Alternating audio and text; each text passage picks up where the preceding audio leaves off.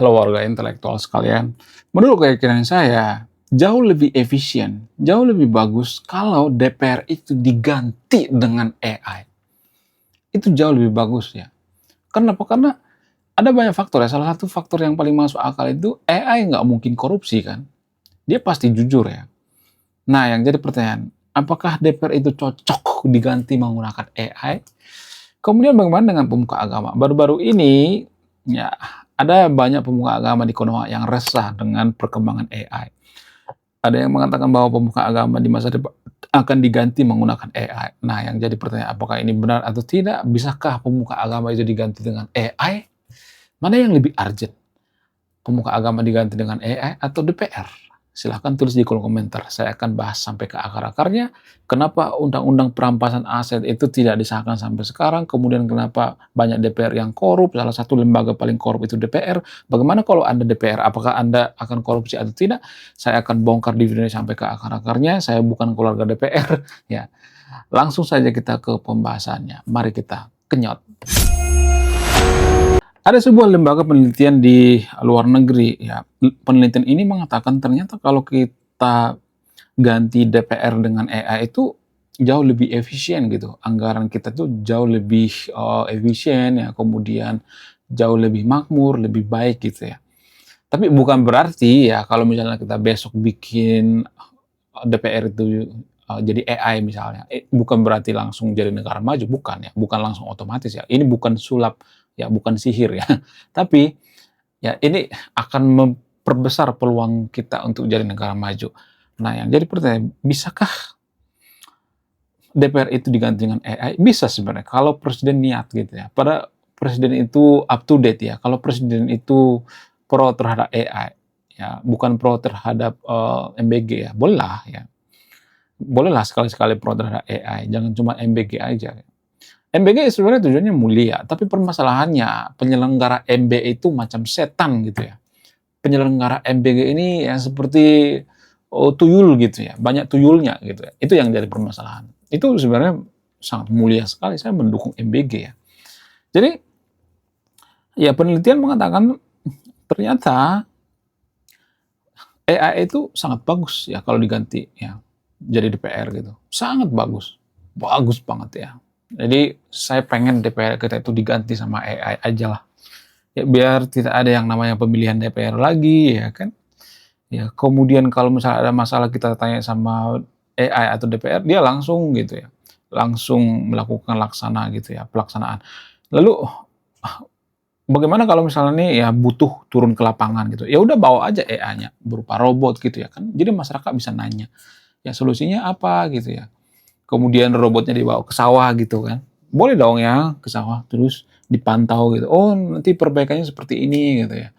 Oh, pendidikan seperti ini misalnya nih dibawa ke sekolah nih robotnya. Itu jauh lebih bagus menurut saya pribadi daripada sekarang ini kan. Sekarang ini DPR itu rata-rata memperkaya diri mereka. Mereka nggak mikirin rakyat.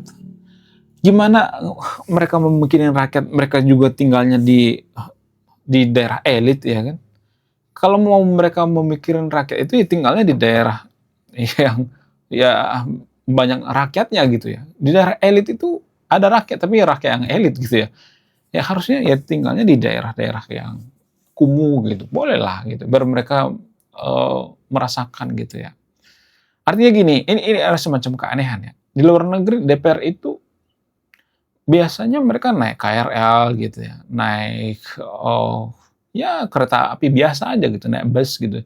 Supaya mereka merasakan gitu ya, gimana capeknya naik KRL, ya naik bus dan sebagainya. Jadi pemerintah kita itu sebenarnya melebihi pemerintah komunis, guys. Ya, sebrutal-brutalnya negara komunis, negara kita itu lebih brutal, guys. Jadi menurut keyakinan saya DPR itu lebih baik diganti jadi AI aja. Ya nyusahin ya kan.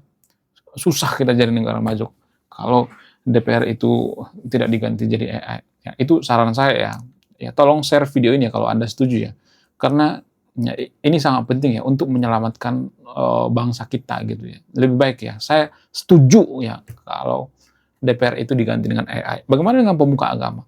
Kayaknya pemuka agama nggak bisa diganti sama AI guys. Karena manusia itu kan butuh siraman rohani gitu ya, misalnya ketemu gitu ya, kemudian ceramah gitu ya, ceramah yang menyentuh hati gitu, kayaknya enggak, pemuka agama itu nggak bisa diganti dengan AI. Ya, tapi di sisi lain kita sering nyari misalnya ayat-ayat dari ChatGPT gitu ya, ya kemudian kita memperbandingkan agama satu dengan lainnya menggunakan ChatGPT, kemudian ya kita nanya sama ChatGPT bagaimana dengan agama, ayat ini apa tujuannya, ya konsepnya gimana, ya konteksnya gimana, ya ada yang seperti itu ya. Jadi AI membantu. Itu jauh lebih bagus menurut saya pribadi, karena AI itu kan nggak berpihak ya. Nggak ada tuh AI mengatakan, kamu harus ngejelekin agama lain, nggak seperti itu. Jadi menurut keyakinan saya, AI itu bisa dikatakan jauh lebih bagus dari pemuka agama sekarang ini kalau pemuka agamanya toksik gitu ya. Kalau toksik ya, ya kecuali nggak toksik masih banyak kok pemuka agama yang bagus ya. Cuman pemuka agama yang bagus itu nggak terkenal ya. Yang terkenal itu yang toksik biasanya. Ya, disclaimer nggak semuanya tapi biasanya seperti itu. Kita nyari informasi dari mana? Informasi dari AI. Saya juga nyari informasi dari AI. Itu sering banget ya, ChatGPT, ya ada banyak tuh ya aplikasi-aplikasi yang bisa membantu kita gitu ya. Kemudian ya bagaimana kalau misalnya nih, ini ada semacam pertanyaan, nah gini. Ya, saya tidak hanya membenci DPR di sini ya, gini. Kalau misalnya nih ya, Anda jadi calon DPR, ya misalnya nih, lu nyalonin gitu ya, jadi DPR di Konoha. Lu kan harus mengeluarkan duit ya, 1 miliar misalnya, 2 miliar, belum tim ses, ya, belum, macem-macem. Kita kampanye harus bawa duit gitu ya, bagi-bagi duit gitu ya, serangan fajar, belum lagi spanduk, pamflet dan sebagainya. Butuh biaya yang sangat besar sekali. Ya kalau nggak dipilih gitu ya. Kemudian belum lagi mahar ke partai gitu. Gila banget. Nah, yang jadi pertanyaan, kalau Anda mengeluarkan duit miliaran, apakah Anda bisa tidak korupsi kalau Anda mengeluarkan duit miliaran gitu? Itu yang jadi pertanyaan. Apakah Anda tahan tidak korupsi? Ya kan? Padahal gaji Anda itu cuma puluhan juta gitu. Ya, 10 juta lah misalnya per bulan atau 20 juta deh. Ya, apakah itu bisa balik modal? Enggak. Enggak bakal bisa. Itu hitungannya secara sistematis ya. Jadi artinya walaupun DPR itu korupsi, kita juga bisa jadi terlibat gitu ya. Karena korupsi itu terjadi karena bukan ujuk-ujuk korupsi gitu, enggak. Ada faktornya juga gitu. Ya masyarakat kita juga kong kali kong gitu. Itu yang jadi permasalahan. Masyarakat kita kerjasama gitu. Itu yang jadi masalah gitu. Menyogok itu kan karena ada 2 orang ya, bukan cuma 1 orang. Jadi itu yang perlu kita pahami. Jadi jangan sedikit-sedikit kita menyalahkan DPR, padahal kita juga terlibat gitu. Jadi kita harus memahami bahwa kita juga terlibat. Korupsi itu sudah mulai dari akar rumput gitu ya, tidak hanya di kelas DPR juga gitu ya. Walaupun kita ganti, ya misalnya nih diganti DPR jadi AI, tapi praktik di lapangan gitu ya, yang narik dana gitu, apa segala macam, yang membagi dana itu kan manusia juga kan, nggak mungkin AI juga kan, nggak mungkin robot juga kan. Ya, kalau untuk strategi misalnya, atau pilihan rasional bolehlah menggunakan AI. Tapi kalau eksekusi kan AI kan nggak bisa. Tetap butuh yang namanya orang juga. Nah itu yang jadi permasalahan. Jadi sampai kapan gitu ya, Konoha itu seperti itu, sampai kapan? Ya, susah guys ya. Susah kalau sudah fanatik ya. Fanatik terhadap duit, terhadap agama, apapun yang terlalu fanatik itu susah guys. Ya, kemudian selain itu, kalau misalnya nih ya, katakanlah misalnya di Konoha itu sudah berhenti korupsi, udah nggak ada lagi korupsi, apakah kita langsung jadi negara maju? Nggak otomatis, butuh beberapa tahun lagi gitu. Ya, untuk jadi negara maju itu butuh effort yang sangat luar biasa. Butuh otak gitu ya. Butuh segala-galanya, cara berpikir, ya pola pikir. Ya, masyarakat kita kan berpikir itu kan masih sangat konservatif ya, sangat primitif ya. Ini juga mempengaruhi. Agama juga mempengaruhi pola pikir kita. Ya, mohon maaf bagi untuk videonya. Saya bahas agama itu karena agama itu mempengaruhi pola pikir kita. Kalau agama nggak mempengaruhi pola pikir kita, saya nggak bakal bahas agama, ngapain? Itu mempengaruhi. Keputusan kita dipengaruhi oleh agama. Cara makan, cara minum dipengaruhi oleh agama. Ya, itu sangat mempengaruhi guys ya. Ya, menurut kalian gimana? Coba tulis di komentar ya. Saya tidak akan berpihak di video. Apakah Anda sepakat kalau AI itu digunakan untuk pengganti DPR. Kemudian akhir-akhir ini kalau saya perhatikan pemerintah kita itu lebih fokus ngurusin yang namanya kaum pelangi, ateis gitu ya. Makanya Pak Prabowo mengatakan, oh, ancaman non militer itu seperti ateis, kaum pelangi. Emang itu berbahaya gitu. Ini yang jadi pertanyaan. Emang ateis itu megang anggaran gitu, kaum pelangi itu megang anggaran gitu. Iya kan? Ini yang jadi pertanyaan besar gitu. Jadi kalau saya perhatikan seolah-olah kita itu gini-gini. Kita itu mendoktrin masyarakat gitu ya, bukan mengajak berpikir kritis gitu, tapi mendoktrin. Artinya saya tidak pro terhadap kaum pelangi ya, tapi gini, kalau Anda punya keluarga kaum pelangi, anak Anda jadi kaum pelangi gitu, dari sisi kedokteran ya, dari kesehatan, kaum pelangi itu kan bukan dibuat-buat guys, itu bawaan lahir. Yang namanya genetiknya cacat gimana coba? Sama seperti orang autis. Masa kita harus benci dengan autis? Iya kan? Sama seperti itu. Ya, jadi jangan terlalu inilah gitu, jangan terlalu halu lah gitu ya.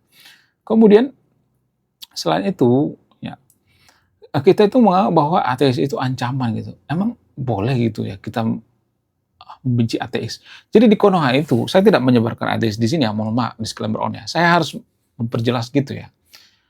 Kalian sadar nggak sih negara yang membenci ateis, ya negara yang di masyarakatnya itu sedikit jumlah ateis dan agnostik, bisa susah maju. Ya, coba rata-rata negara maju dunia ini banyak ateisnya kan. Negara-negara Skandinavia, Norwegia dan lain sebagainya itu banyak ateis. Amerika gitu, situ banyak ateis. Kenapa di situ banyak ateis? Apa alasannya? Karena di situ ada kebebasan berpikir, berpikir rasional gitu, berpikir kritis. Ateis itu bukan membenci Tuhan, bukan bunuh-bunuhin orang gitu. Kita tuh terlalu parno dengan ateis. Ya, Elon Musk itu bisa dikatakan ateis. Mark Zuckerberg itu bisa dikatakan ateis. Apakah dia bunuh-bunuhin orang? Enggak juga kan. Jadi kita terlalu parno, terlalu kolot gitu ya pemikirannya. Ya, gini, orang Konoha berpikir bahwa ateis itu membenci Tuhan gitu.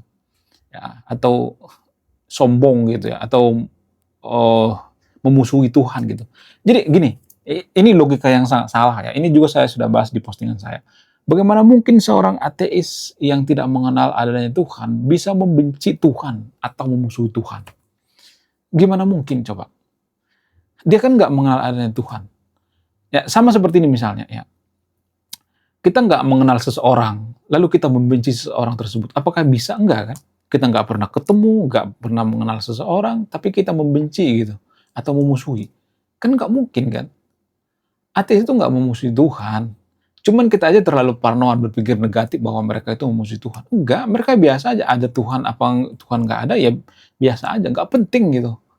Ya, jadi itu yang jadi permasalahan. Kecuali dia melakukan misalnya tindakan tertentu, misalnya mengancam orang. Kalau lu nggak ateis, lu harus ini ya dimusnahkan. Itu baru bermasalah. Kalau ngancam-ngancam orang itu baru masalah gitu. Ya kalau bicara ateis di depan publik, ya biasa-biasa aja, apa masalahnya kan? Orang nggak nyuruh jadi ateis. Jadi pola pikir itu jangan terlalu sempit gitu ya. Biar kita jadi negara maju. Karena negara maju itu rata-rata mereka tidak masalah dengan ateis, nggak masalah dengan agnostik, biasa-biasa aja gitu. Ya kan? Jadi jangan terlalu parnoan gitu ya, jangan terlalu kolot ya berpikirnya. Itu yang terlalu kolot. Kalau misalnya mengatakan orang ateis itu kan membenci Tuhan, gimana mereka mau benci, memusuhi Tuhan, wong ketemu juga kagak gitu. Ya, ya kan? Gimana mau musuhi, kenal juga kagak. Ateis itu kan nggak mengenal yang namanya Tuhan kan. Nggak mengenal yang adanya Tuhan gitu ya.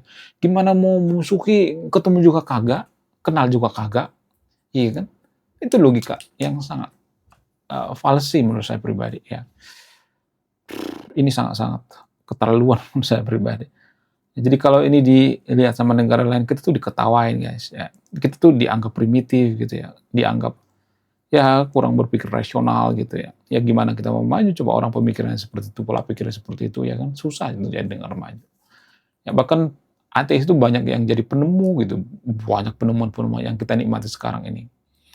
Ya, Thomas Alva Edison juga bisa dikatakan ateis gitu. Tapi kita menikmati penemuannya, iya kan? Apakah Thomas Alva Edison mengatakan penemuan gue itu harus ini ya yang menikmati itu orang yang tidak beragama ya? Enggak seperti itu. Ya, menurut kalian gimana? Coba tulis komentar ya. Saya tidak akan berpihak di video ini, Anda yang menyimpulkannya. Jadi jangan terlalu parnoan gitu. Saya tidak membela ateis di sini. Apakah ada ateis yang jahat? Ada kok ateis yang jahat. Enggak semuanya ateis baik. Orang beragama juga seperti itu. Apakah ada semua orang yang beragama itu baik? Enggak semuanya. Bukan jaminan. Orang yang korupsi juga banyak beragama kok.